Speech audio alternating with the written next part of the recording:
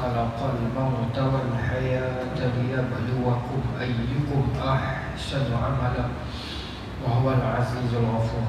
أشهد أن لا إله إلا الله وأشهد أن محمدا عبده ورسوله ونصلي ونسلم على سيدنا محمد وعلى آله وصحبه أجمعين. رضينا بالله ربا وبالإسلام دينا وبمحمد نبيا ورسولا. Tuan-tuan, puan-puan, muslimin, muslimat yang dirahmati Allah, Assalamualaikum warahmatullahi wabarakatuh. InsyaAllah tuan-tuan dan puan-puan, malam ni kita akan menyambung lagi kita punya kuliah bulanan kita menggunakan kitab Madza Khasir A'lamil Hintatil Muslimin. Apakah kerugian dunia dengan kemunduran umat Islam, yang mana kita akan menyambung lagi malam ni perbincangan kita.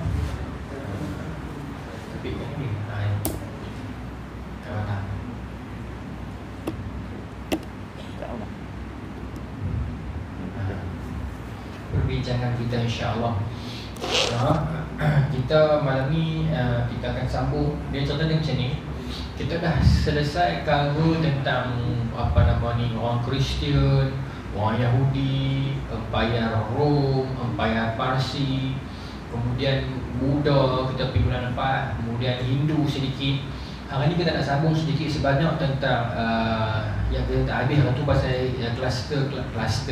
kasta Hindu, kemudian masuk kepada Arab, kemudian selesailah orang kata apa ni, thesis statement ataupun dikatakan pendahuluan, iaitu manhaj kitab ini Syekh ataupun Maulana Abu Hasan Ali An-Nadwi punya cara.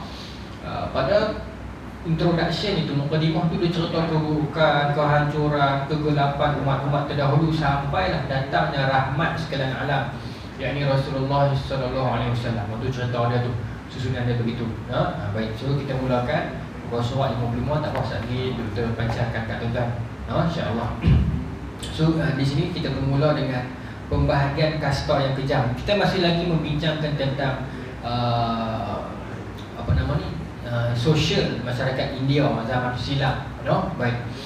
Dalam sejarah manusia tidak ada satu bangsa yang kenal sistem pembahagian kasta dalam masyarakat yang lebih kejam dari bangsa India. Bangsa India dia ada sistem kasta yang saya rasa benda tu tuan-tuan semua tahu. Cuma malam ni kita nak memperincikan sedikit lah. Okey, betul bagi huraian. Kat sini kita nak tengok dia kata apa. Manusia dalam tamadun India lama ataupun orang Hindu terbahagi kepada 4 tingkatan kasta. Yang tuan-tuan pun tahu dah. Yang pertamanya Brahman, yang kita kata Brahman tu, iaitu kaum pendeta, orang-orang hebat-hebat, orang-orang kulit cerah sikit tak silap saya, orang-orang berkedudukan tinggi. Kemudian yang kedua kaum Kshatriya, nama pun macam kesatria. Kshatriya ni bermaksud apa? Pejuang, tentera. Itu kelas yang kedua. Kelas pertama Brahman, kelas yang kedua Kshatriya. Kelas yang ketiga ialah kelas Vaishya, ataupun dalam buku ni dia tulis Vaishya, sebab Indonesia kan. Vaishya iaitu golongan pedagang ataupun golongan peniaga, golongan petani, golongan biasa lah, orang boleh dikatakan golongan biasa, middle class. Baik. Yang terakhir Shudra. Shudra ni siapa? Kaum yang melarat ataupun kaum buruh dan sebagainya. Setengah buku dia menyebut dengan nama Paryah kan. Baik. So itu Shudra lah. Baik. Pencipta undang-undang tersebut Manu berkata, Tuhan telah menciptakan kaum Brahman dari mulutnya. Ini kira yang reka ni, Manu ni disebut sebagai dewa Manu lah. Tapi dia orang soleh yang dirujuk oleh mereka ni. Akhirnya Manu inilah yang menghasilkan kod-kod kluster ataupun kasta ini. Sebab tu kalau kita tengok gambar Hindustan, kritikan terhadap Manu ni ada. Kalau tuan-tuan rajin tengok gambar Hindustan yang lama-lama lah, yang luar saya tak pernah tengok. Dulu ada cerita yang Shah Rukh Khan pegang watak 2 orang kembar. Apa tajuk gambar tu kan? Saya nak dengar duplicate kan. Satu Manu, satu Bablu kan. Yang Manu tu digambarkan sebagai jahat, Bablu tu baik kan. Itu kritikan-kritikan secara halus yang dibuat oleh masyarakat perfilman di India dalam melakukan kritikan terhadap kebudayaan, kefahaman kasta mereka yang melampau. So mereka utarakan di sudut filem. Zaman itu telah berlaku, dan sejak akhir-akhir ini lebih dahsyat lah. Saya selalu sebut nama filem ni, iaitu filem PK, Amir Khan dan sebagainya, yang kritikan yang makin lama makin dahsyat. Sebagai orang awam, saya fikir budaya ini baik, tapi tak tahulah, kadang-kadang biar apa dua bidang itu, biar dia ada peranan dan fungsinya untuk kemajuan sesebuah masyarakat kan. Biar filem itu orang tak tengok kosong, biar orang berfikir dan orang akan berubah diri. Biar filem, biar lagu, biar apa sahaja kesenian tersebut, dia akan mengubah. Jadi saya lebih bersetuju dengan macam tu. Baik. Maka kata Manu, dia kata macam mana boleh wujudnya kasta banyak ni? Sebab dia kata apa? Brahma ni diciptakan Tuhan daripada mulut Tuhan, kaum Brahman ni. Kaum Kshatriya pula diciptakan Tuhan daripada lengannya. Sebab itu jadi Kshatriya. Kemudian kaum Vaishya daripada paha Tuhan, dan kaum Shudra diciptakan daripada kaki Tuhan. Lagu tu dia letak. Masalah dia, peringkat awalnya pembahagian itu bagaimana, wallahu ta'ala alam, saya pun tak kaji, tak jumpa. Tetapi perkara ini dia dibawa, dia diwarisi. Peringkat awal macam mana mula-mula pembahagian kepada awak Vaishya, awak Shudra, awak Kshatriya, awak Brahman tu saya tak tahu. Saya cari pun tak jumpa. Tetapi yang kita faham dalam sejarahnya, benda itu dia diwarisi sampai ke sudah. Tapi peringkat mula sekali itu Allah Ta'ala alam lah. Tapi Manu ni lah yang buat, no? Baik tuan-tuan, dan mobiliti sosial tidak berlaku. Bermaksud pandai macam mana pun awak tak boleh tukar awak punya kasta tu naik atas, tak boleh. Pandai macam mana pun tak boleh tukar lah. Okay? Teruk macam mana pun duduk atas lah. Pasal apa? Pasal Brahman ni main daripada mulut Tuhan, no? Kshatriya main daripada lengan Tuhan, Vaishya main daripada paha Tuhan, dan Shudra main daripada kaki Tuhan. Itu pemahaman dalam kitab mereka lah, yang ditulis oleh Manu. Okey, baik. Kaum Brahman ditugaskan untuk mengajar kitab Veda, menyampaikan nazar seseorang untuk Tuhan, ataupun menerima sedekah seseorang. Pandai. Kewajiban kaum Kshatriya pula ialah membela orang, memberi sedekah pada orang dan menerima nazar seseorang, serta menjauhi hawa nafsu. Tugas kaum Vaishya adalah mengembala ternak dan belajar, berdagang dan bertani. Sedangkan kaum Shudra tidak diberi tugas lain selain menolong ketiga kasta di atas. Baik. Kita tengok sikit keistimewaan kaum Brahman ini, Brahmana ni. Apa keistimewaan yang kita tengok? Kita mengaji sejarah orang India, Tamadun India malam ni. Okey. Apakah antara kelebihan menjadi kaum Brahman ini? Okey. Kaum kasta Brahman, bukan kaum kasta Brahman, kesayangan Tuhan dan penghulu sekalian manusia. Apa saja yang ada di dunia ini adalah untuk mereka. Menurut pemahaman orang India dalam tamadun lama, untuk Brahman ini, apa sahaja yang ada atas dunia ni Tuhan buat untuk Brahman, untuk golongan Brahman. Okay? Mereka adalah makhluk yang termulia di atas muka bumi. Sedangkan dalam Islam, kita faham secara asasnya manusia itu mulia. Laqad karamna bani Adam. Allah Ta'ala telah muliakan seluruh anak Adam. Kemudian dalam kalangan manusia yang ramai-ramai itu, tingkatan yang paling mulia antara kita ialah orang yang paling, inna akramakum indallahi atqakum. Orang yang paling mulia dalam kalangan kamu di sisi Allah ialah orang yang paling bertakwa dalam kalangan kamu. So pembelaan itu dia ada dua jenis. Satu, Allah Ta'ala tidak menafikan kemuliaan orang lain. Sebab tu kita kena memuliakan semua selagi mana dia menghormati kita. Kemudian dalam kalangan kita orang Islam pula mulia belakang, tetapi tak tahu siapa yang paling mulia, kerana yang paling mulia adalah orang yang paling bertakwa, dan takwa itu adalah rahsia Tuhannya, rahsia Allah Subhanahu Wa Taala. Baik. Tengok sambungan ni. kasta Brahma ni diperbolehkan untuk mengambil semua harta yang dimiliki oleh hambanya, iaitu kaum Shudra ataupun Pareh ni, tanpa ada dosa. Kerana apa? Kerana hamba kasta rendah tidak berhak memiliki harta sedikit pun. Semuanya harus diberikan kepada kaum Brahman. Kosong 26 kan? Kaum Brahman. Maknanya Shudra ni buat kerja, dia cari duit kukik ni, kena bagi kat Brahmana, bos dia. Dan Brahman ni tak kerja pun tak apa, dia hanya kutip duit saja. Kutip duit di titik peluh, dia ambil dan tidak berdosa pun dia buat macam tu. No? Baik. Dan orang tak boleh marah sebab itu memang dalam kitab agama mereka, sedangkan itu direka oleh Manu. Okey, baik. Seorang Brahmana yang hafal Rig Veda, itu kitab suci, akan terhapus seluruh dosanya walaupun dia membunuh seluruh kasta di bawahnya. Lagu tu pula dah. Kalau kata dia hafal kitab Veda habis, dia boleh bunuh siapa pun dia mahu. Seluruh orang yang di bawahnya dibunuh pun tak apa, asalkan dia hafal Veda. Yang ni pun kita nak kena hati-hati juga dalam pemahaman kita orang Islam ini. Sebab apa? Sebab kita ada satu pemahaman, kalau siapa yang nak hafal Quran, dia boleh selamat di keluarga ada beberapa orang kan. Kita tidak menyalahi benda tersebut. Cuma kita jangan menjadikan itu sebagai alasan untuk kita boleh berbuat apa sahaja. Hari ni jadi budaya. Orang, maaf sebutlah no, artis-artis ke kadang-kadang dia pergi hantar anak-anak dia tahfiz bagus, tapi dia sendiri dia buat tak heran. Dia tak apa, anak saya tahfiz, esok boleh selamatkan saya. Mudah. Tuhan bukan pasaran saham. Kita boleh pitok modal, esok untung kita boleh ambil untung, bukan.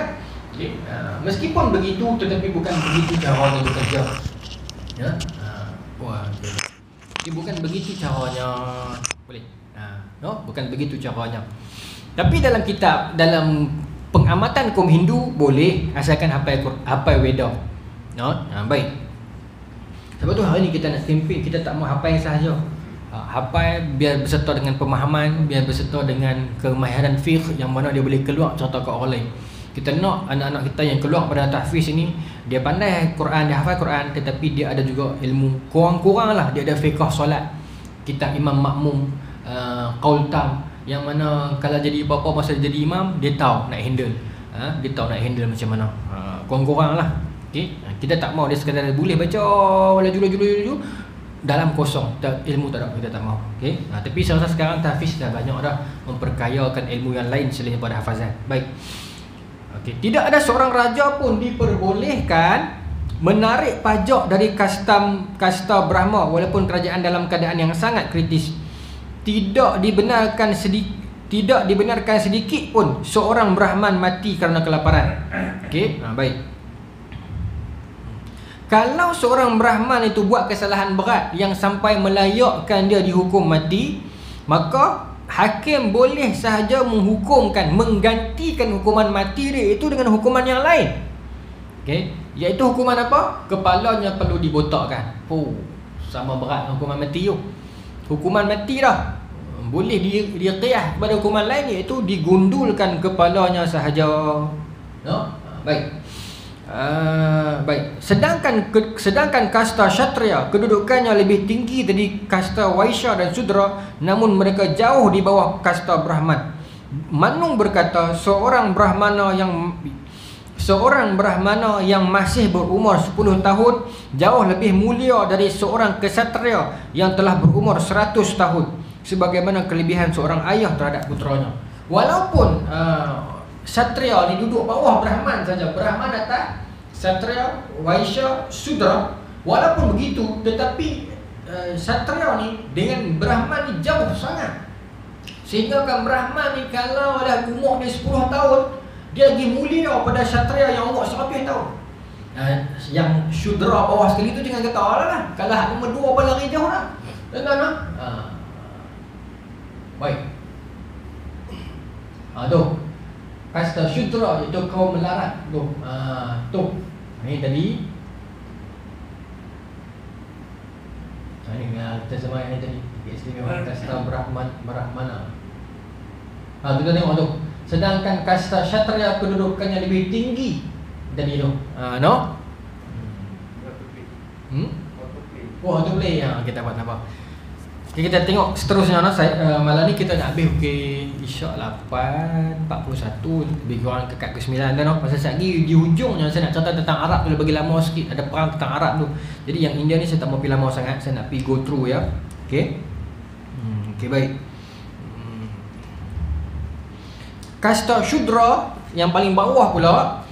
Okay, kasta Shudra yang paling bawah, menurut undang-undang kasta, golongan Shudra dinyatakan lebih rendah daripada binatang ternak, bahkan lebih rendah dari anjing. Undang-undang kasta itu menyatakan paling untung kasta Shudra jika dia dapat berbakti terhadap kasta Brahman tanpa satu upah pun yang dia boleh. Untuk kasta Shudra ataupun pariah ni, dia pun ni dianggap paling hina dan bahkan lebih hina daripada anjing. Seelok-elok bangsa kasta Shudra ini kalau dia dapat bekerja untuk Brahman punya kasta tanpa ambil sebarang upah, itu paling mulia lah. Macam tu. Kok mana mulia pun dia tak boleh naik tingkatan dia. Itu yang menjadi masalah dalam tamadun India lama, bila mana mobility sosial tak berlaku. Awak belajar pandai macam mana pun tak boleh ubah nasib keluarga awak. Ini berbeza dengan tamadun Wang Ho, tamadun Cina, yang mana mereka ada sistem peperiksaan awam Cina, yang mana mereka boleh mengubah nasib keluarga mereka. Tetapi tak berlaku di India. Okay, itu yang menyebabkan pertikaian selepas itu. Okay, baik. Menurut undang-undang itu juga dinyatakan mereka, yakni kaum Shudra, dilarang menyimpan harta kerana hal itu bererti menyakiti kasta Brahmana. Okay, okay. Dan yang sedih sikit ni, jika seorang kasta Shudra mengacukan tangan ataupun mengangkat tongkat ke hadapan seorang Brahman, ia harus dipotong tangannya. Kan jangan kata dia pergi sepak golongan Brahman, dia pergi angkat tangan macam tu ya, tangan dia perlu dipotong. Lalu mereka mengatakan bila benar Islam nak potong tangan pencuri, kejar. Yang lagi dahsyat, baru acuh tangan, potong. Ya. Kalau tak acuh tangan, acuh tongkat, potong. Okey. Tuan-tuan, bukan kata Maulana Abu Hasan Ali An-Nadwi ni reka cerita fitnah kaum mereka, tidak. Yang disebutkan dalam ini diambil daripada kitab Manushatra, Manuyashtra, kitab mereka. Bukan Maulana kata kitab awal Islam kita reka bila kata mereka. Tidak, ini kitab ini disebut footnote bawah ni, Maulana ambil daripada kitab bangsa dan agama mereka, iaitu kitab yang bernama Manuyashtra, kitab mereka. Bukan kata kita reka nak merendah mereka, tidak. Bukan cara kita memperendahkan orang. Okey, baik. Bahkan kasta begini pun bukan kata ditentang oleh kita, ditentang oleh mereka sendiri pun sesudahnya. Tapi di sebagian tempat di pedalaman India masih lagi diamalkan kasta begini. Okey, baik. Jika seorang Shudra hendak mengajak duduk bersama-sama dengan seorang Brahman, maka sang raja hendaknya menyeterikan pantat. Pantat ni Indonesia, bahasa Melayu kita punggung kot, kan? Punggung. Menyetrika, serika tu ya. Kalau lah Shudra ni boleh melawak, panggil Brahman, jom kita minum teh or sekali, melawak lagu tu, maka kalau raja dapat tahu, dia tu kena panggil dan belakang punggung dia ni akan diserika dengan besi panah. Dan bukan, diserika dan diusir daripada negeri itu. Jika dia memukul ataupun mencaci seorang Brahmana, dia harus dipotong lidahnya. Jika ia dikatakan bahawa ia mengetahuinya, maka ia harus disiram dengan minyak yang mendidih. Okey. Okey. Boleh tak? Okey. Untuk menebus dosanya membunuh anjing, kucing, katak, burung gagak dan burung hantu disamakan dengan cara penebusan membunuh seorang Shudra. Nak bunuh Shudra ni boleh tak? Tak boleh. Tapi kalau bunuh juga boleh. Lepas bunuh dia kena bayar lah. Tuan-tuan tengok undang-undang, kita duk kaji tengok, baik Indus, baik Wang Ho, baik Parsi, baik Mesir, baik Rom, kesemua kod undang-undang ini semuanya dia macam berkait dengan Islam. Tetapi akibat penokok tambahan yang melampau, akhirnya dia menjadi satu benda yang pelik, tetapi asasnya macam sama. Kalau tadi disuruh Islam, ini kita panggil apa? Lepas bunuh, kita kena ganti dengan benda lain. Kalau bunuh balas, kias kan. Kemudian kita ada panggil satu benda disebut sebagai dia denda bunuh tu kan. Lepas bunuh minta denda, keluarga kita kena bayar papasan kepada keluarga tu balik. Berapa keluarga tu nak kena buat apa balik. Itu yang asli Islam. Kalaulah mungkin Hindu ini berasal dulu kalaunya ada berasal Islam, tetapi bila berlaku penokok tambahan yang banyak memakan masa ribuan tahun, akhirnya tengok asas itu ada, esen itu ada, tetapi bila bunuh seorang Shudra, maka nak ganti balik, nak tebus balik dosa itu, tu dah tebus dosa tu. Okay? Dia kena bunuh gagak ke, kucing ke, katak ke, lagu tu. Oh, nyawa mereka hanya disamakan dengan kucing, katak, gagak dan anjing sahaja. No, ini yang berlaku dalam masyarakat mereka ketika itu. Baik. Maka kita nak tengok seterusnya kedudukan wanita dalam masyarakat India. No. Sebab hari ni kita nak cover dua, India dengan Arab. Sebab saya fikir bulan depan kita masuk terus yang Rasulullah lah. So kita dah clear sepanjang beberapa lama kita duk fokus kitab ni. Dia dah pergi satu latar belakang. Bulan depan kita nak masuk kepada sinar cahaya. Nah, baik. Okay. Di masa itu darjat wanita di India sangat merosot, sama darjat dengan seorang budak wanita. Ada kalanya seorang suami rela menyerahkan isterinya sebagai taruhan di medan judi. Isteri mereka ni jadi bahan dagangan saja, jadi taruhan. Kalau kalah judi, ambil bini aku di situ. Dan perbuatan itu tidak dikritik dan dikecam. Okey. Ada pula pada masa itu di India seorang wanita mempunyai suami lebih daripada satu. Okey. Baik. Pada umumnya, jika seorang wanita ditinggal suaminya meninggal, maka ia diperlakukan sebagai seorang yang tak berharga. Ia tidak boleh dikahwini lagi. Dia haruskan jadi budak di rumah bekas suaminya. Di mana-mana ia akan dihina dan diperolokkan orang, sehingga tidak ada jalan lain baginya selain menceburkan dirinya ke medan perabuan, menyusul kematian suaminya demi menyelamatkan dirinya dari siksaan batin. Tuan-tuan pun tahu, saya rasa saya belajar sejarah kata 6 dulu. Untuk orang yang kematian suami, balu itu dia tak boleh pakai sari warna lain, melainkan sari warna putih saja kot, tak silap saya. Dan orang akan tahu dah, oh laki dia mati. Bila laki dia mati ni, satu sial untuk dia, macam tu ibaratnya. Dia pergi mana-mana pun orang akan hina dia, orang akan memperlekehkan dia. Dia bukan cerai hidup, cerai mati ni. Nampak dia lelaki dia mati, tapi tak boleh. Sebab tu lah orang India banyak sangat berharap biar mereka mati dulu berbanding lelaki mereka. Kalau lelaki mereka mati dulu, mereka tinggal seorang jadi ibu tunggal, sakit. Masyarakat akan anggap mereka sebagai alat yang tidak ada fungsinya, dicemuh, dihina, dipergunakan. Bahkan dia pula tak boleh keluar, tak boleh lari, tak boleh kahwin dengan orang lain lah. Dia kena jadi tukang gaji di rumah pak mentua dia, ataupun di rumah keluarga lelaki dia, di rumah suami dia yang mati tersebut. Dia tak boleh lari mana dah. Sukar tuan-tuan kehidupan zaman itu no. Baik. Jadi kata Maulana Abu Hasan tahu sangat dah dia di India. No. Kata dia sampai tak ada cara lain melainkan perempuan itu akhirnya memilih untuk terjun mati sekali.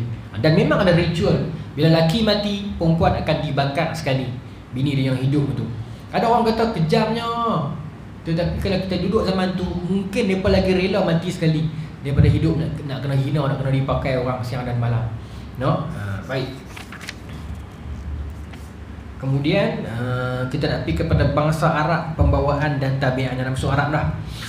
Jadi tuan-tuan, kasta-kasta ni berlaku dahulunya, dan sekarang setengah tempat di pedalaman India pun juga masih berlaku.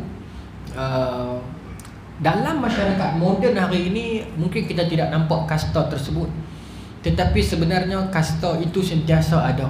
Perkelasan sosial itu sentiasa ada meskipun kita tidak mengukirnya di buku-buku dan undang-undang. Saya nak suggest dekat tuan-tuan tonton satu filem yang mana satu orang budak muda bagi kat saya suruh tengok filem ni. Di Netflix ada. Gambar Jerman. Tajuk dia The Platform. Tak tahu mungkin tuan-tuan dah tengok dah kot. The Platform. Allahu Akbar. Saya respect lah penulis skrip tu. The Platform ni dia kritikan masyarakat yang sangat padu. Cerita ni cerita Jerman. Hero dia nama apa tuan-tuan tahu? Goreng. Goreng betul hero dia. Timbalan hero nama dia Terima Gazi. Terima Gazi untuk saya cerita sikit gambaran sama macam ni. Okay. Bagus juga ni keilmuan juga ni walaupun filem ni. Gambar ni tuan-tuan, dia cerita pasal satu penjara yang besar, yang nama penjara tu The Platform. Penjara tu sama ada orang buat salah boleh masuk, ataupun orang yang nak meninggalkan tabiat lama dia boleh masuk. Contoh macam dia ketagihan arak ke, so dia nak lawan, dia boleh masuk, dia boleh apply untuk masuk. So dalam penjara tu ada penjenayah dan ada yang sukarela. Penjara tu ada 350 tingkat. Dia menegak. Satu tingkat cuma 2 orang, kiri dan kanan. Di tengah-tengah tu ada lubang lift. Dan akan ada lift bergerak. Okay. Ni konsep cerita tu. Ini bukan spoiler. Cerita tu pernah lama kot saya cerita bila nak bagi tuan-tuan nampak gambaran kritikan sosial ni. Yang mana tuan-tuan, cerita tu dia tunjuk bagi yang tersentuh tu. Setiap seorang nak masuk penjara tu dibenarkan oleh pentadbir untuk bawa satu benda ya. Ada bawa anjing, ada bawa pisau, goreng. Yang kata hero nama goreng ni, nampak? Nama goreng, senang. Tak apa pun nama Eric lah, apa kukik-kukik. Goreng yang nama hero dia. Goreng dia bawa buku. Buku pula, buku yang kita pernah bincang di surau ni tu. Ingat tak kita cerita pasal Don Quixote tu, Sancho Panca. Tak ingat lah. Saya pernah cerita dia soalan dulu tu. Tak apalah tuan-tuan cek balik. Apa? Sancho tu. Dia cerita pasal tu. Don Quixote, buku tu kan. Tak apalah. Dia bawa buku, hak lain bawa segala pisau, segala macam-macam lah. Terima gazi tu dia bawa pisau Samurai Plus. Dia dikritik dengan kita masyarakat. Aku dulu beli pisau Samurai, bagus, boleh asah ni macam mana tumpui pun boleh asah. Elok-elok aku himpun duit beli, keluar pisau baru nama Samurai Plus. Dia beli iPhone kot. Yang mana selepas dia tumpui dia asah sendiri. Dia kata aku tak terkejar dah. Lalah pisau tu bunuh orang, masuk penjara. Ya, bukanlah dia bukan bunuh orang, dia geram iklan TV tu duduk burung dia. Sebab apa? Dia kenyang teknologi. Lepas beli keluar lagi satu. Bila keluar lagi satu, yang dia beli ni automatik nampak murah. Dia geram iklan TV tu dia baling TV tu turun bawah. TV tu kena pendatang tanpa izin. Nampak skrip dia tu. Dia duduk apartment, dia geram, dia ambil TV tu, dia baling di bawah, kena kepala pendatang tanpa izin, pendatang haram. Mati pendatang tu, maka dia dipenjarakan. Tapi ayat orang tua ni terima gaji, dia kata apa? Siapa yang salah? Dia tak patut berada di sini. Tapi bila kena kepala dia, aku pula masuk penjara dia. Dalam lah skrip dia tu.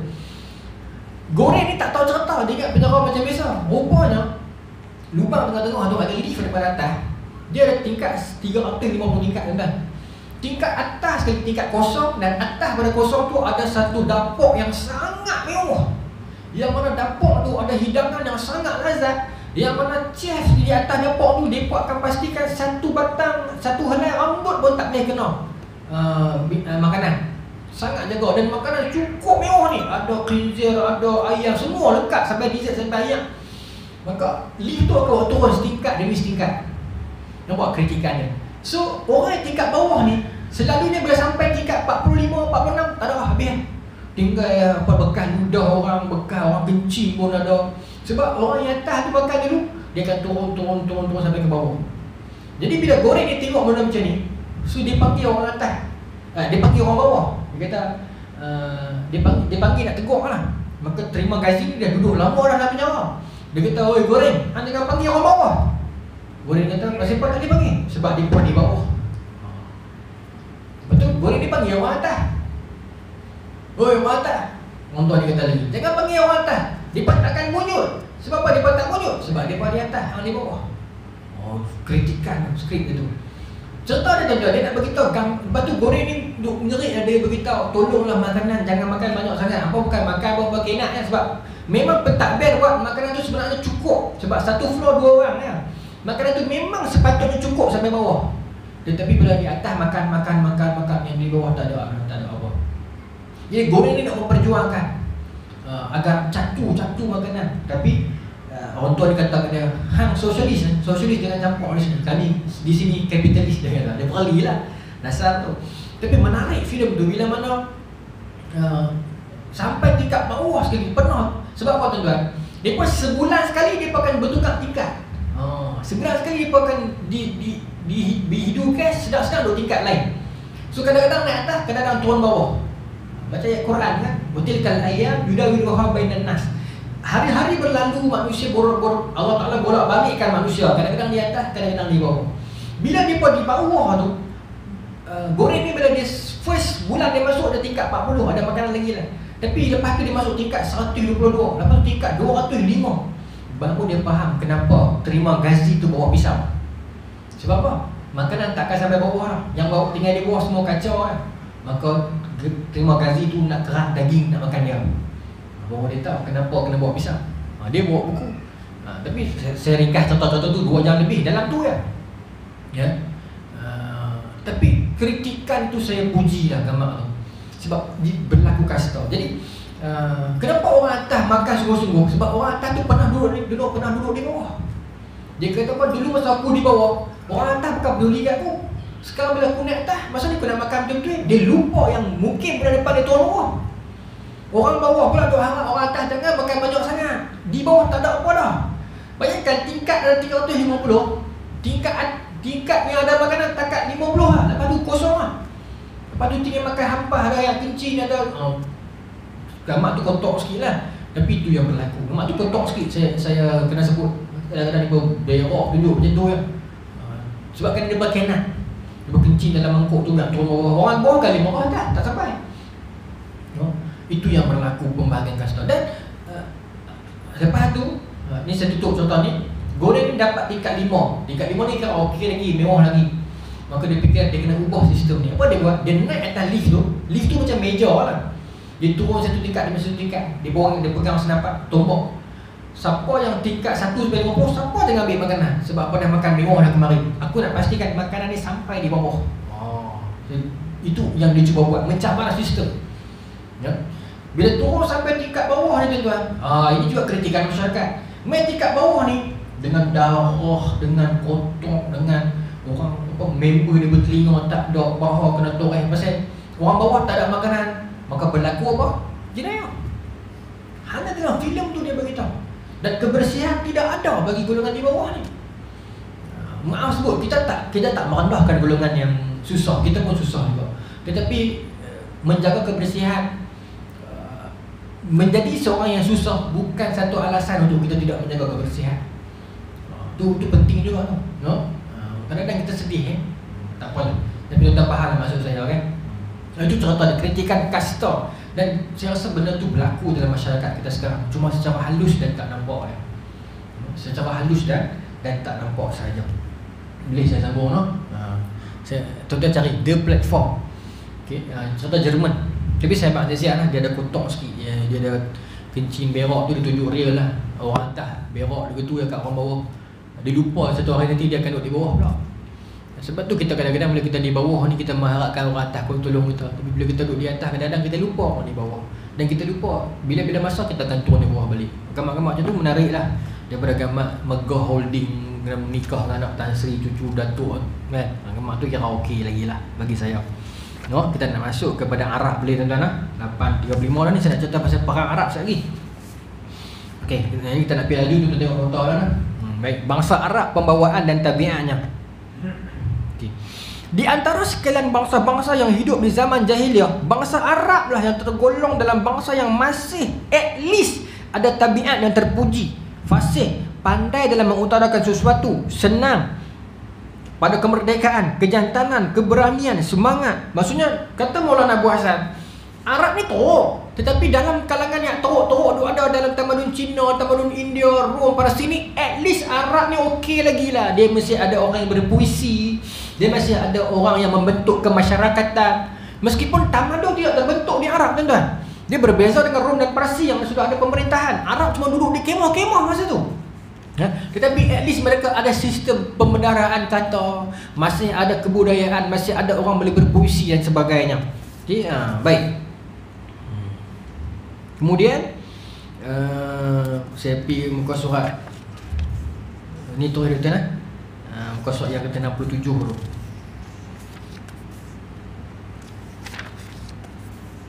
Yang 67 tu. Kefanatikan Arab terhadap suku dan darahnya tu. Okey. Dan tapi masalah dengan orang Arab ni ialah mereka sangat fanatik. Tetapi orang Arab juga mereka tak setuju kalau ada anak perempuan, sebab perempuan bagi mereka satu kesialan. Disebutkan dalam ni orang yang mendapat anak perempuan akan ditanam hidup-hidup. Memang berlaku. Cuma kisah Saidina Umar menanam anak perempuannya itu tidak benar. Tetapi adakah orang Arab jahiliah menanam anak hidup? Benar. Okey. Tapi secara umum itu kita cari dia tidak ada asal. Okey. Baik. Menurut Atha' bin Rabah, pada zaman jahiliah, jika seorang wanita Arab ditinggali mati oleh suaminya, maka wanita tersebut tidak boleh lepas daripada keluarga suaminya, macam tradisi kaum India. Okey. Bila dia ditinggalkan mati, adik-beradik dia layak untuk membunuh kakak dia tu, kakak atau adik ipar dia tu. Okey. Itu yang berlaku. Okey. Baik. Kemudian anak wanita akan ditanam hidup-hidup. Okey. Bagi kaum lelaki, ini penting juga ni. Bagi kaum lelaki, mereka dibolehkan kahwin dengan perempuan sebanyak mana tanpa batas. Sebab tu bila Islam main, dia tak kerat tu sampai tinggal satu. Pasal dia tahu pasal Arab dah biasa beribu tahun boleh kahwin perempuan tanpa batas. Bukan hubungan sulit lah, ni kahwin tanpa batas. So bila Islam datang, dia tidak begitu strict, kerat sampai tinggal satu. Tidak, ya? Dan seperti mana yang saya sebut bulan lepas, saya belajar di universiti dulu, memang 4 itu ada jawapan di sudut menstrual cycle apa semua tu. Lecturer satu terang sedap lah, dia kata kemah bila Islam susun 4 tu betul lah, dia kata. Tapi bukan suruh kahwin 4, tapi nak berkata memang tak ada lebih lah, dia kata. Kemampuan setakat 4 lah. Baik. Sebab di sudut sains dia kena betul. Lecturer serta. Baik. Pada umumnya setiap bayi wanita yang lahir akan ditanam hidup-hidup oleh ayahnya. Okey. Menurut Al-Haythami, menguburkan bayi perempuan hidup-hidup merupakan hal yang biasa dilakukan oleh bangsa Arab. Okey. Biasanya mereka akan dikuburkan hidup-hidup. Waktu Islam datang, waktu Islam datang, Islam menghapuskan benda ni. Menurut Sa'ad bin Najiyah berkata, Islam datang dengan membebaskan 300 bayi wanita yang akan dikuburkan hidup-hidup. Bermaksud bila Islam dah kuat, tahun tersebut tak selamat dah 300 orang perempuan. Itu dikatakan Islam rahmatan lil alamin, rahmat sekalian alam. Okey, itu tak ada dalam nota ini, baru nak masuk ke soalan 27 ni. Okey, kefanatikan bangsa Arab terhadap suku dan darahnya. Baik. So kita dah clear dah, bagaimana penyakit orang Arab. Meskipun mereka masih ada syair, masih ada kuih-kuih, mereka makanan mereka masih terpelihara, tetapi pembentukan struktur sosial yang kuat tidak berlaku. Okey, kerana apa? Kerana mereka sangat fanatik dengan bangsa, dan mereka juga sangat suka berjudi. Yang ni saya sebut dah. Ada saya sebut dalam nota dah. Mereka ni tuan-tuan, kesyirikan mereka ni, yang tu ada muka surat 58 ni, muka 59. Berhala-berhala bangsa Arab. Berhala-berhala bangsa Arab di zaman jahiliah. Orang Arab mereka ada sembah berhala. Okey, seringkasnya begini, setiap rumah penduduk kota Mekah terdapat sebuah berhala yang disembahnya. Jika salah seorang hendak berpergian, yang terakhir sekali diperbuat dalam rumahnya ialah mengusap berhala tu. Sebelum dia nak keluar rumah, dia kena usap kepala berhala tu. Okey.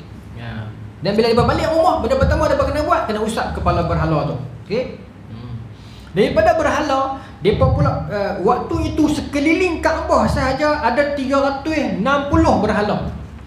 360 berhala. Antara yang paling besar Wadda tu lah. Bukan Wadda, sorry, Lata dan Uzza. Itu antara yang besar kali di Mekah. Tetapi berhala pertama di Mekah bukan Lata, Uzza. Satu nama yang lain saya tak bawa. Ada satu riwayat, lelaki yang pertama membawa berhala balik ke Mekah. Dia pergi ambil berhala tu di Syria, di Syam. Kenapa dia pergi ambil berhala tu? Dia ni pergi berniaga, kemudian dia tengok dekat Syam orang pakai sembah berhala. Masa tu di Mekah okey lagi, tak sembah berhala. Maka dia pergi tanya orang Syam, kenapa kamu sembah benda ni? Ni benda apa? Maka kata orang Syam, inilah Tuhan. Kami minta hujan, dapat hujan. Kami minta rezeki, dapat rezeki. Maka kata lelaki ni, bagi saya satu, saya nak balik Mekah. Dan disebutkan dalam riwayat tersebut, bulan depan saya bawa riwayat hadis tu. Panjang, saya tak apa terlalu panjang. Dia kata kepada orang ramai di Mekah, bila dia bawa balik berhala satu di Mekah tu, Hubal, nama berhala tu. Berhala pertama balik Mekah tu nama Hubal. Itu berhala pertama yang dia bawa balik ke Mekah. Hubal nama dia. Dia bawa balik ke rumah dia, ke Mekah. Maka dia kata dekat orang Mekah, kena sembah benda ni. Sebab apa? Sebab orang Syam sembah. Sebab zaman itu Syam merupakan kota ilmu, kota ulama, tempat negeri ulama. Jadi siapa kita nak lawan ni bang? Depa pun sembah, kita ikut saja lah. Budaya tu dah jadi lah. Maka depa pun ikut. Dan seterusnya berhala berkembang di Mekah sampai 360 berhala. Bulan depan saya bawa hadis tersebut, ada dalam bag saya satu lagi tu. Okey, baik. Tak apalah, berkembang berhala di Kaabah sebanyak 360 berhala. Tak cukup dengan berhala, berkembang sampai pemujaan batu-batu. Okey. Sehubungan dengan hal itu, Bukhari meriwayatkan cerita Abi Raja Al-Ata menceritakan dahulu kami menyembah batu. Ini bermaksud, ni cerita ni asal. Okey, para sahabat cerita, dulu kami sembah batu. Jika kami temukan suatu batu yang lebih baik dari batu yang disembah, maka batu yang lama kami buang dan kami akan gantikan dengan yang lain. Sembah batu. Okay. Al-Kalbi ni dia ada kitab tentang perihal Arab ni, Ahwalul Arab. Dia kata apa? Biasanya jika seseorang hendak pergi ke satu tempat, dia akan ambil 4 batu kat tempat tu. Keempat batu itu dipilih. Kemudian dalam keempat-empat tu dia tengok yang mana yang paling baik. Yang satu tu dia akan jadikan Tuhan. Jadikan Tuhan tu. Ya? Dan yang ketiganya dia letakkan mengikut urutan kadarnya. Okay, kemudian bila dia berlalu pada tempat tu, dia akan tinggalkan batu tu begitu saja. Okey, itu dalam surat 60. Okay, saya sambung balik yang kata ke surat 67, kefanatikan terhadap suku dan darahnya. Okey. Kefanatikan bangsa Arab terhadap suku dan darah keturunan sangat kuat. Pandangan semacam ini berdasarkan dengan adat jahiliah yang mengatakan belalah saudaramu sebaik ia teranaya maupun ia sebagai penganiaya. Itu memang dalam sistem pemikiran dia, bela saudara kamu kalau dia teranaya, meskipun dia itu penganiaya. Walaupun dia jahat, bela dia juga. Okey, baik. Pandangan ini kuat dipegang oleh seluruh bangsa Arab. Okay. Di tengah masyarakat Arab juga terdapat perbezaan tingkatan. Sebahagian keluarga ada yang menganggap dirinya lebih tinggi daripada orang lain. Golongan di atas tidak mahu bergaul bersama dengan golongan yang dianggap lebih rendah. Golongan yang mulia ni, maksudnya kasta berlaku, tapi bukan atas retah macam sistem kasta di India yang Manu buat tu. Tapi begitu jugalah. Dia berasa dia pandai, dia berasa dia mulia, dia berasa dia suci, dia tak mau kawan dengan orang bawah-bawah dah. Ini berlaku dalam Arab dahulu. Dan menarik ni tuan-tuan, ini menarik ni. Pedih sikit tapi menarik. Saya minta maaf lah, saya belum baca ya. Okey. Bukan minta maaf dekat video sekali ni, orang video orang tengok macam-macam jenis orang tu dah. Golongan ini, golongan kaya di Arab, tak mau bergaul dengan orang golongan bawah. Okey. Hingga kan ketika mana mereka menjalankan manasik haji, mereka juga memisahkan diri mereka daripada orang awam. Manasik haji memang berlaku sejak zaman Nabi Ibrahim sampai lah ni lah. Cuma zaman jahiliah mereka berubah sikit. Kita dah pernah ceritakan, tawaf dia bertukar bacaan. Okey. Tapi manasik perbuatan itu memang ada. Walaupun zaman jahiliah, wukuf di Arafah, semua tu sama. Cuma bacaan tu la syarika lak tu tak ada, dia buang. Macam tu lah. Labaik Allahumma labaik tu ada. Dia ubah.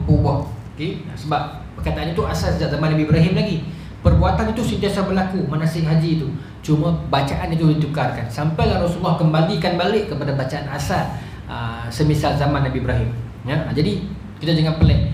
Orang yang paling jaga ayat zaman orang pergi Mekah tu, yang buka muasasah lah, buka travel agency umrah ni, Abu Jahal lah. Kemah Abu Jahal ni. Tapi zaman tu dia tukarlah bacaan jahiliah ni. Dan dia pergi Kaabah tawaf. Cuma di Kaabah tu ada berhala. Tawaf pun tawaf, sembah pun sembah. Macam tu. Jadi tuan-tuan tengok kat sini tu dia. Yang dekat tajuk muka surat 67 tu betul. Kefanatikan bangsa Arab tu. Okey. Dia kata apa? Dia pun tak mau duduk sekali dengan orang awam. Bahkan mereka tidak mahu wukuf di Arafah bersama dengan orang ramai, dan mereka akan duduk di tempat yang lain. Macam tu ada ni. Dia pun tempat something special. Tempat wukuf dia pun tu special, tempat lain. Dia ada aircon lebih, dia lain. Dia tak sama macam orang lain. Orang ramai susah panas, dia lain. Dia tak bergaul, so dia tak rasa susah itu. Okey. Bahkan mereka pula sering mendahului ifadah. Ifadah ni tawaf rukun haji tu, ifadah tu kan. Okey, dan mereka juga sering memperlambatkan perhitungan Ashhurul Hurum, iaitu hari-hari haram. Okey, Iaitu mereka boleh ubah hari-hari tasyrik itu berdasarkan kepentingan mereka. Okey, dan perbuatan manasik haji mereka itu beza dengan orang awam. Orang awam pergi buat dulu, mereka buat kemudian. Orang buat tempat ni, mereka buat tempat lain. Still dalam Arafah, tetapi mereka di kemah yang lain lebih special. Package mereka lebih tinggi macam tu lah. Saya tak kata yang sekarang salah nah. Cuma saya kata warna itu ada, tapi saya tak mengatakan yang buat tu salah. Sebab pandangan yang untuk menghormati mereka adalah kalau kita ada duit apa salahnya? Kan? Kita nak selesa dalam ibadat, boleh juga. Kita sokong juga pendapat tu. Kita bukan jenis kita nak menentang semua tak betul kan.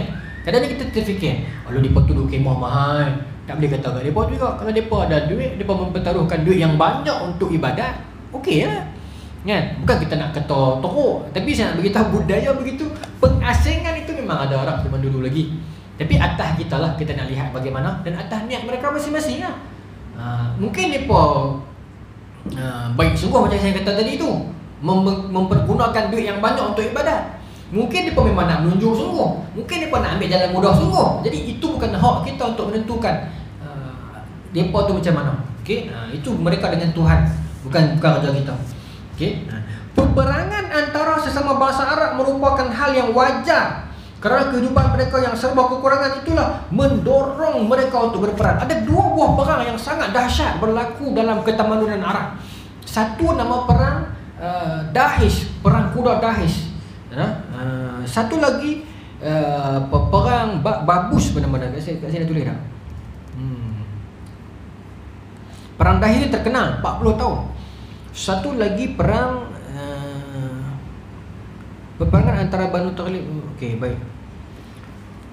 Satu lagi perang, tak saya nama perang Babus. Peperangan terjadi walaupun hanya dengan sebab simple sahaja. Peperangan antara Banu Taghlib lawan Banu Bakar berlangsung selama 40 tahun dengan korban yang banyak di kedua belah pihak. Okey. Ini nama dia perang Basus. Okey, perang Basus. Dia ada dua jenis perang yang lama, satu perang Basus, satu perang Dahish. Perang Basus ni perang antara Bani Taghlib lawan Bani Bakar. Kalau kita kaji keturunan Arab, Bani dua ni satu keturunan, Adnani juga. Adik-beradik ni, cuma dia pecah Bani sikit ni. Maknanya mungkin sepupu dua pupu ya. Okey. Perpecahan ni kerana apa? Saya baca sikit, tak ada dalam kat tuan-tuan ni, saya baca sikit. Dia kata apa? Bermula kerana kepala suku Ma'ad yang pernah memanah seekor unta milik Basus. Basus nama orang, binti Munqis, sehingga unta itu terluka. Sebagai pembalasannya, kepala suku Ma'ad yang bernama Kulaib dibunuh oleh seseorang yang bernama Jasas bin Murrah. Baik, saya contoh ringkas kat tuan macam ni. Kulaib ni dengan Jasas ni, mereka ni keturunan berbeza lah, Bani Bakar dengan Bani Taghlib. Tetapi sebenarnya atas mereka sama ya. Mereka ni kira sepupu ya. Okay. Satu hari Jasas ni, unta dia ni pergi masuk tempat Kulaib. Kulaib ni kepala suku Ma'ad. Okay. Kulaib ni nama penuh dia kat sini saya tulis Wa'il bin Rabi'ah bin Al-Haris. Kalau kita baca suku Jasas ni pun bin Al-Haris juga. Nama digelar Kulaib sebab Kulaib ni masuk kalbun ni anjing. Kulaib anjing kecil. Dia pergi mana-mana pun dia bawa anjing. Panggil Kulaib ni, dia bawa anjing. Bila sampai tempat yang dia suka, contoh Mas tengah murah lah ni kan, orang kat bawah kedai Mas, dia pergi kedai Mas, ramai. Dia katok kepala anjing itu bagi teriak, maka dia pergi. Orang kat lari berselerok takut. Tu Kulaib panggil dia tu. Nak kata apa, perut busuk ke kena, tak tahu lah. Bila lagu tu tempat yang beratok panjang, dekat dia beratok ambil air sinar apa, dia akan pergi, dia katok kepala anjing dan bagi teriak, bagi menyalak terus sikit. Orang pakat tuang lari, dia pergi depan. Sebab tu dia digelarkan dengan nama Al-Kulaib, anjing kecil. Lama kelamaan Kulaib ni jadi tokoh dan jadi ketua suku. Dan dia memang tak suka orang campur dengan dia. Jadi ni makan talam tak mau nak makan seorang kan. Ya, baik tuan-tuan. Satu hari Jasas ni, unta dia lalu pergi ragu sikit lah makanan unta Kulaib ni. Dia marah dia pula senabang lah. Bahasa mudah dia pula macam taubi macam tu, ataupun panah yang simple, bukan panah yang membunuh. Dia panah sikit, kenalah paha unta tu, terluka. Unta tu berjalan, darah dia keluar sampai mati betul-betul di depan rumah Jasas. Pasal unta tu milik Jasas lah. Jasas mula-mula dia kata tak apalah ya, unta yang mati ibu, unta aku bila nak kawasan dia, semua orang tahu. Dan memang dia tak suka orang menentang orang main rumah dia. Tetapi bini Jasas ni kata, abang tak ada maruah, dia boleh pergi panah unta barang dia mati, bang nak diam. Jasas ni geram. Dia geram sengap-sengap, dia pergi panah kulit ni mati. Tapi kalau kita buka dalam saya baca sendiri dalam sirah Arab lama, Al-Kalbi ni sebut sejarah dia seronok kan. Sebab apa? Jasas ni selepas dia bunuh kulit ni, dia terus start motor dia terus pergi rumah bapak kulit ni. Masa tu bapak kulit dia ni tengah duk minum teh or lah tuan-tuan. Bukan teh or ni sereka lah, minum petang dengan bapak Jasas ni. Pening. Duk minum kopi, bapak kulit, bapak Jasas, bapak dia lah, duk minum sambil duk sembang ni, kita ni teruk nak vaksin, macam mana vaksin tak mau vaksin, duk sembang betul lah tentang ni. Jasas ni dia pergi bunuh kulit sepupu dia ni, ya. Dia mai tu, bapak Jasas ni kata, tengok mana aku mai laju tu, nah, cara tu tukar pipe tu. Dia mai tu, cara dia mai tu, dia nak bagi hadiah kau. Oh, cerita tu, dia nak bagi hadiah kau. Pasal Bani dua ni baik, dia beradik. Bani Taghliq, Bani Bakar ni baik. Tuan-tuan tengok keturunan mereka semua baik. Al-Haris, nenek-nenek atas semua sama orang. Okay? Maksudnya kalau perpecahan Bani yang besar, perang Bani yang besar, dia pun boleh bergabung satu Bani. Tapi kalau perpecahan kecil tak, dia pasing sepupu-sepupu macam tu. Okay? Baik. Maka Jasas ni main, dia wake up sekali. Assalamualaikum. Dan itulah saya rekod ni. Saya ada hadiah kat pakcik, dia kata kat bapa kulit ni. Jasas ni tapi dia aku kata lah, anak boleh jadi lagu ni. Hadiah apa? Pakcik kata, anak pakcik saya dah bunuh dah. Dia kata lagu tu, saya baru bunuh anak pakcik tadi, dia jadi net syekh. Maka dia kata yang tu perang. Perang ni berlanjutan sampai 40 tahun. Perang hanya kerana kes dia beradik bergaduh pergi panah unta panah unta bunuh aku sampai 40 tahun. Tu kira okey lagi tuan-tuan. Satu lagi faham boleh? Dua perang. Sebab orang salah faham dia fikir perang yang sebutkan ni perang yang perang Basus dengan perang Dahis, perang lain. Basus ni unta, Dahis ni kuda. Sebenarnya tak penting pun, ini sejarah Arab Jahiliyah saja. Kalau kita mengaji di universiti, kita ambil ketamadunan, kita akan jumpa kisah ni. Okey. Perang Dahis lain. Perang Dahis ni adalah perang Dahis ni nama kuda. Yang sempoi kuda ni, satu ni nama Ghabra. Sini terjemah apa? Ghabra. Tapi bukan Arab kita Ghabra. Dahis Ghabra. Lawan lumba kuda. Klender ni, lumba kuda. Dahis ni kuda kesayangan yang patut menang, tapi di penghujung last lap tu depa perkena Dahis ni depa bubuh minyak hitam kot. Thailand saya tak tahu lah. Dalam ni sebut depa buat satu plan bagi Ghabra ni menang. Main tipu lah, senang bang, menang tipu. Hanya kerana menang tipu lumba kuda, depa perang yang bersangatan, mati sampai berapa belas ribu orang. Dan perang itu juga memakan tempoh 40 tahun. Sebenarnya kalau kita kaji secara detail, dia bukan tepat 40, tetapi 40 ni nak menggambarkan banyaknya masa yang dirugikan untuk perang. Dan perang Dahis ni berlaku di antara pertengkaran antara Qais bin Zuhair. Qais bin Zuhair ni owner kuda Dahis dengan Khuzaifah bin Badar. Khuzaifah bin Badar ni owner kuda Ghabra ni. Bila main tipu, akhirnya balik abang kat kaum dia, lawan perang merawit sampai 40 tahun. Sampailah beberapa puluh tahun punya lama perang, yang menyelesaikan perang mereka ini ialah dalam kitab-kitab sejarah Arab di sekarang digunakan pakai. Mereka mengatakan yang menyelesaikan peperangan ini ialah nama dia Haris Sahibul Arab, tuan Arab, nama dia Al-Haris.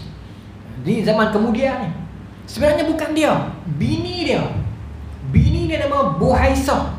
Bini dia lah yang menyelesaikan kes ni. Saya cadang saya nak tulis satu kelas tertutup Sri Kandi di dalam sejarah dunia. Saya nak mula dengan Siti Maria, sambung-sambung sampai sejarah jahiliah lama, sampailah ke perempuan zaman sekarang lah yang berjuang. Yang pas tadi saya nak kata Rina Harun, sebut juga. Tak payahlah. Maksudnya Sri Kandi yang hebat lah, no? Tapi Buhaisah ni ringkas cerita, bapa dia nama Auf At-Tai. Okey, saya nak cerita semangat ni. Sohibul Arab ni contoh kat semua pembesar-pembesar yang hampa tengok. Aku ni tuan Arab, orang paling kaya dekat negeri Arab ni. Masa tu Arab tidak datang madu tuan-tuan, semua duk kemah kan. Maka dia kata kat pembesar-pembesar dia, ni kemah ada di keliling Arab ni, siapa yang berani tolak aku jadi menentu, aku minta ni confirm dapat. Macam buaya hampa sebut, ingin bernikah, bismillah, abang semua ramah. Maka kata pembesar dia ni, Kharijah nama dia, tuan apa nama ni, Auf At-Ta'i ni bukan jenis macam tu. Dia bukan jenis terima menantu lebih kurang. Dia check dulu, loyal ke, magistrate ke. Maka Al-Haris dengar, dia terus naik kuda dia pergi kemah Auf At-Ta'i ni. Maka kata, pakcik saya nak minang lah pakcik. Maka kata Auf At-Ta'i ni, hang siapa? Saya Sohibul Arab, saya tuan bangsa Arab. Aku tak pilih hang tuan siapa pun. Hang minta anak aku senang-senang dengan anak aku nampak ni, saya pergi balik. Dia suruh balik. Cengih. Lepas tu bini Auf At-Ta'i keluar. Abang, itu bukan Al-Haris ke? Sohibul Arab, ketua, tuan Arab. Sohib dia tuan. Bila dipanggil tuan Arab ni bermaksud orang besar lah, raja lah. Zaman tu sistem raja tak ada. Siapa nak main rumah kita?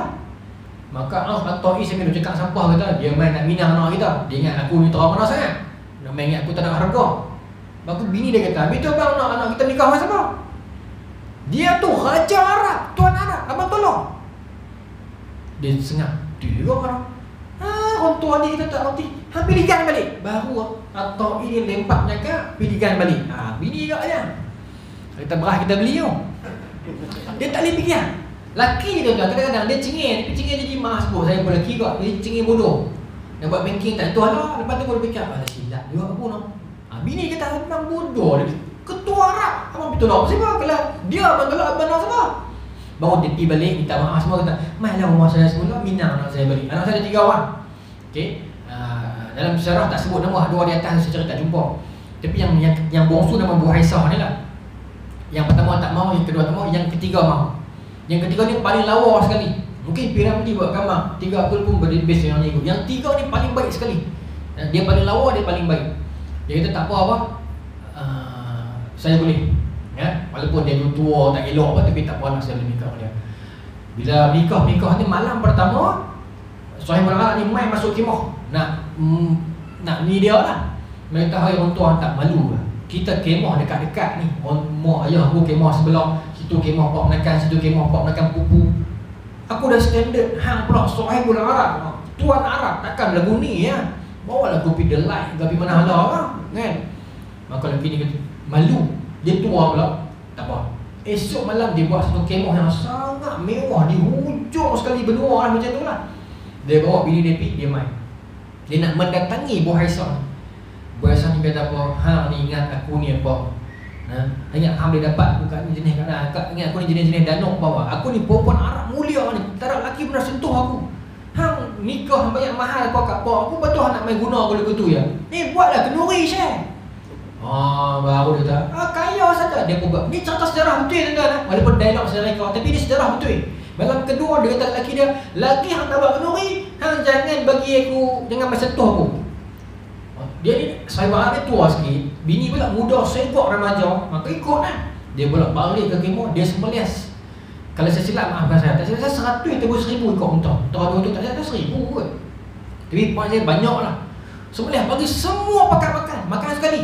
Yang duk gaduh 40 tahun, 50 tahun tu tiba-tiba main duk makan sekali. Itu keutamaan kelebihan kenduri ya. Malam ketiga dia nak mendatangi bini dia. Bini kata sekali lagi, hang ni satu orang yang tak ada rasa malu. Hang boleh pergi canang kata hang ni tuan Arab. Bawa canang kat orang kata hang ni raja Arab, tuan bukan raja Arab.